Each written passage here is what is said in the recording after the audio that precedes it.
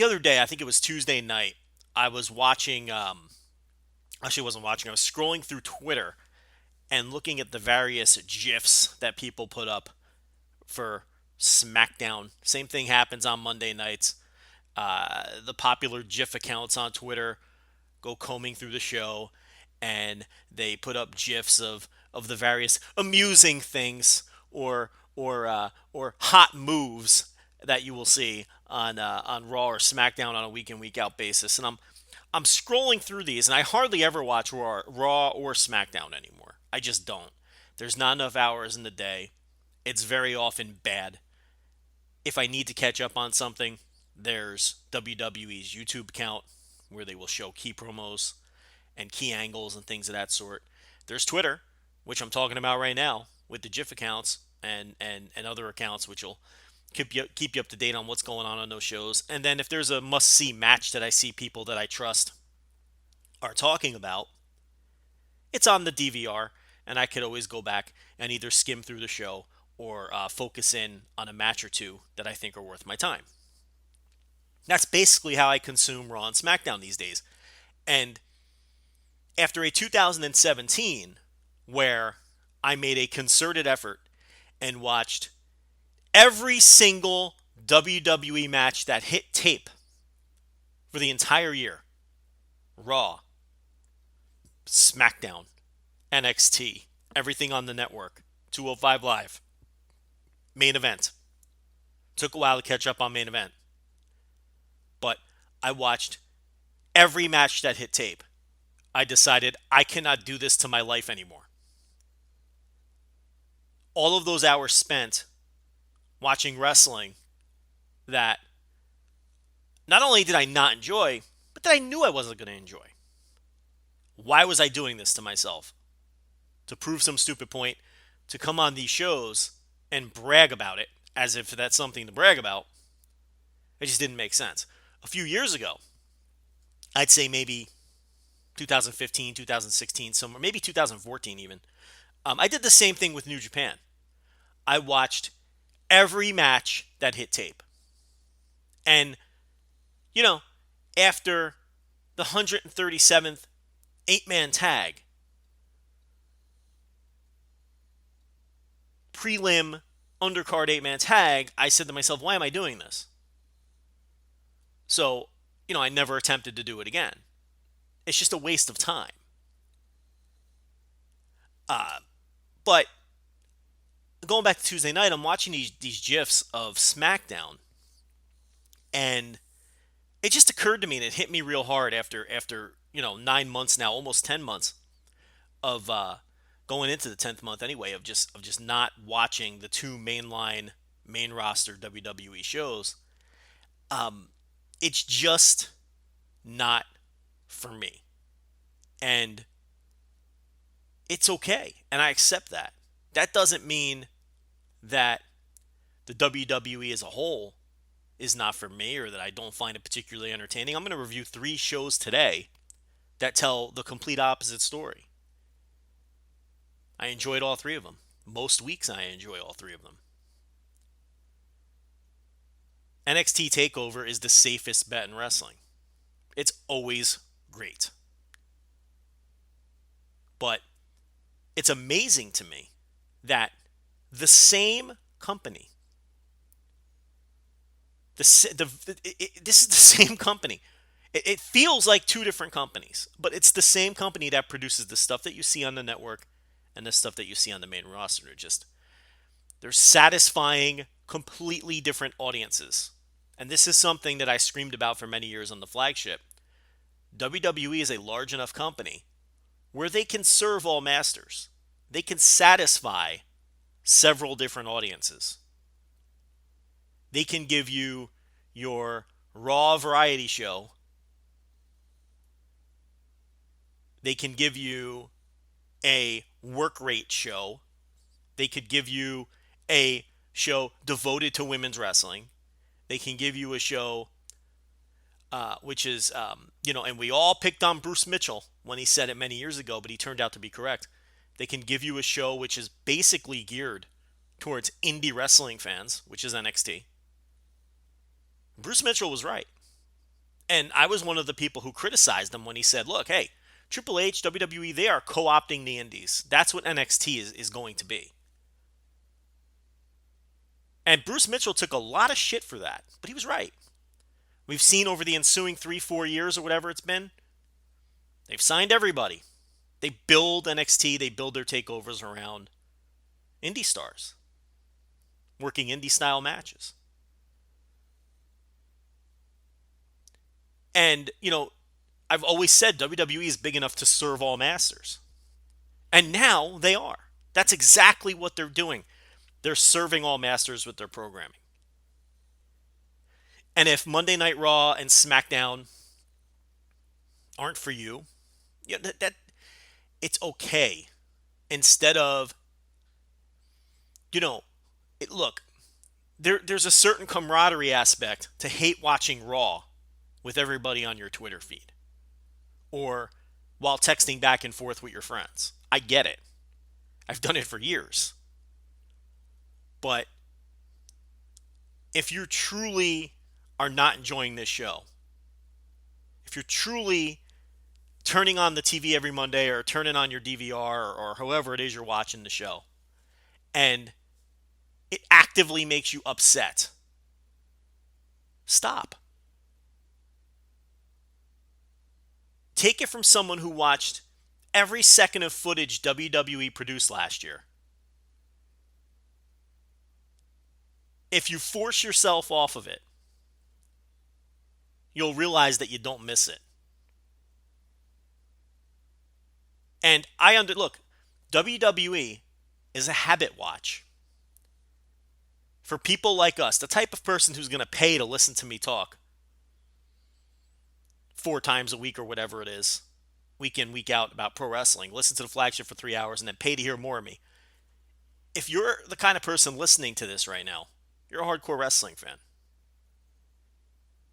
And I get the idea that WWE, maybe you grew up with it. I think most of us grew up with it. If you're from the East Coast, if you're from the Northeast, I don't care how old you are, you grew up with on WWE wrestling. That was almost certainly your gateway into wrestling.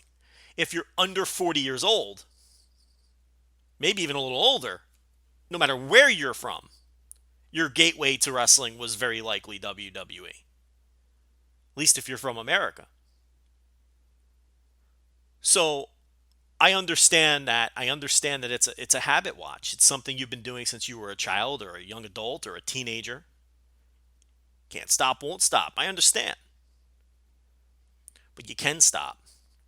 If Raw and SmackDown are infuriating to me, I was watching these GIFs on Tuesday night and it just hit me. The Miz is not for me. And I hate this term. I do. I truly hate this term. And I try not to use it. But it applies to The Miz and a few of the other people I'm going to talk about. He's playing pro wrestler.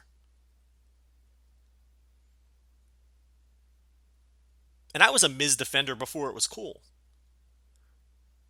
We were defending The Miz on the flagship in 2012. When all of the people doing the imagine not thinking The Miz is a great wrestler routine were hating on him. But when you take a step back from it and examine it, from a wider plane, The Miz is playing pro. It's not what I want out of my pro wrestling. It's not. Carmella is not what I want out of my pro wrestling. She's playing pro wrestler.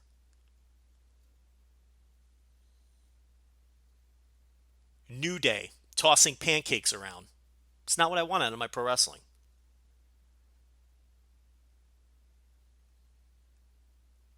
All of the bright primary colors, everything is bright red and bright blue, and you can't turn the house lights up high enough, and it's just this glossy television product.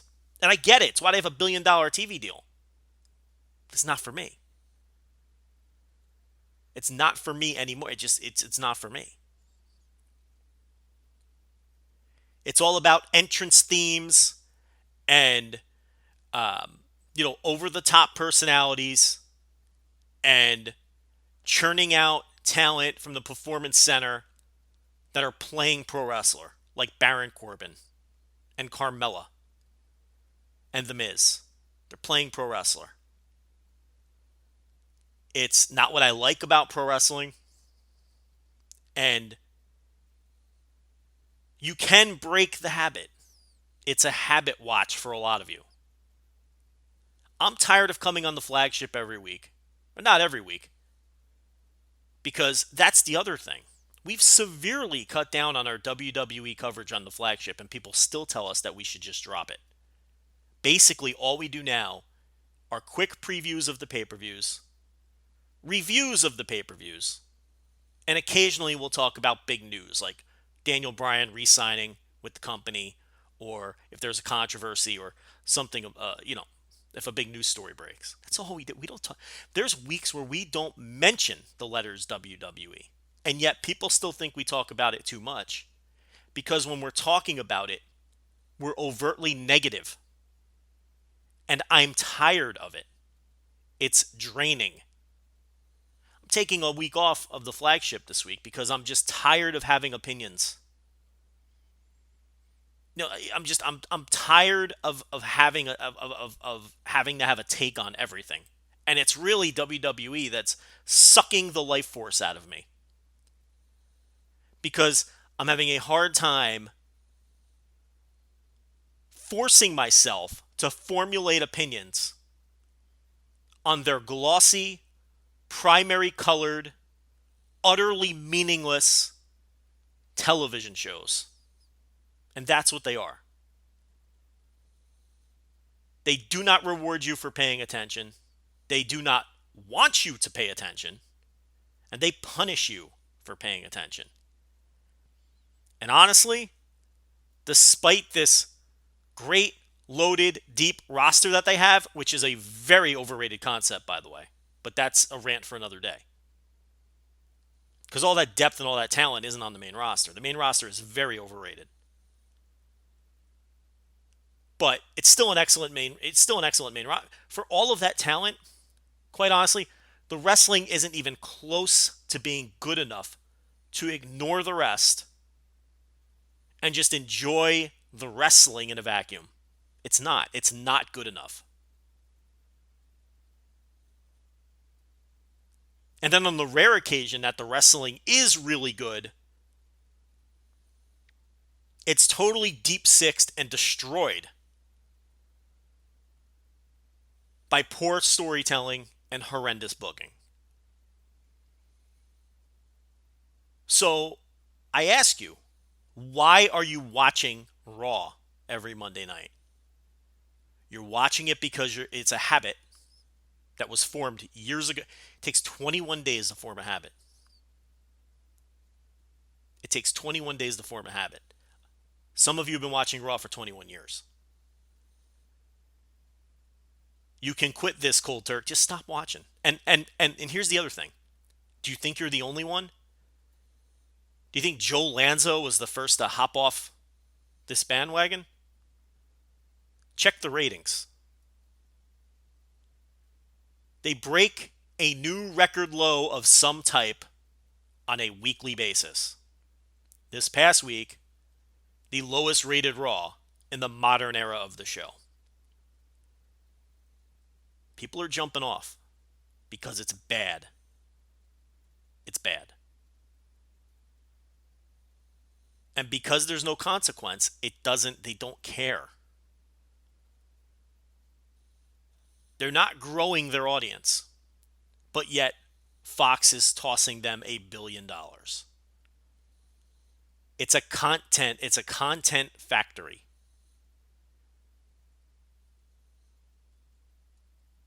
Content is king right now. Can make you a lot of money on the networks. Do I think the chickens will come home to roost? I do. I think if they go on network TV and continue to do terrible television, they're not going to create new fans with what they're presenting. There's decades of evidence that they're not going to create new fans. Years and years of evidence that they're not going to create new fans with what they're currently presenting. But they'll continue siphoning fans.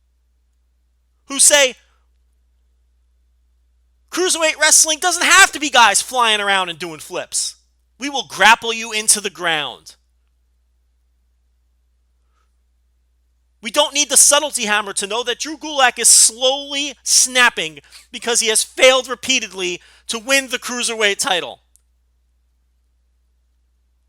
Drake Maverick has credibility as the authority figure of the show because he makes swift, fair decisions. He's not an over-the-top heel. He's not pandering to a various member of the McMahon family. He's just the voice of reason on the show, and his role is to keep order for the viewer so they understand what's going on and where everything is going, and he's tremendous at it. 205 Live is a simple and tremendous professional wrestling show. It's all I want out of my wrestling. And I'm not trying to sound like Jim Cornette. I love modern wrestling. I love modern wrestling. I just don't love main roster WWE modern wrestling. 205 Live ticks all of my boxes. It's all I need. It's a breezy watch. They deliver at least one great match every week and usually another pretty damn good one. You get an entertaining squash to keep people, to give people their heat back if they've lost the week before or if you're introducing a new character. And everything on the show, and this is maybe the most important thing, everything on the show is meaningful and plays into what happens the following week. What more do you want? What more do you want?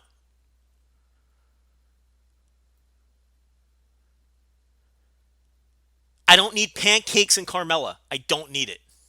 And I don't want it.